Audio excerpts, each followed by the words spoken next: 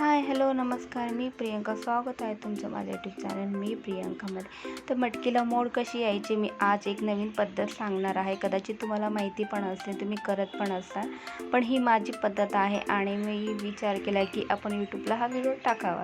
तर मी इथे मटकी मिनिमम 4 तास पाण्यात भिजत ठेवली होती. त्यानंतर त्यातलं सर्व पाणी काढून एका कढईमध्ये असं मी कढई घेतली आणि त्यावर जाळीवर ते मटकी व्यवस्थित पसरवून घेतलेली आहे.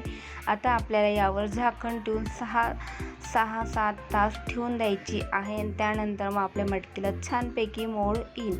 तर तुम्ही बघू शकतात, मी अशा प्रकारे माझ्याकडे जाळी आहे, तुमच्याकडे जी जाळी असेल, आणि 6 तासानंतर तुम्ही बघू शकतात किती छान असा मोड आलेला आहे मटकीला.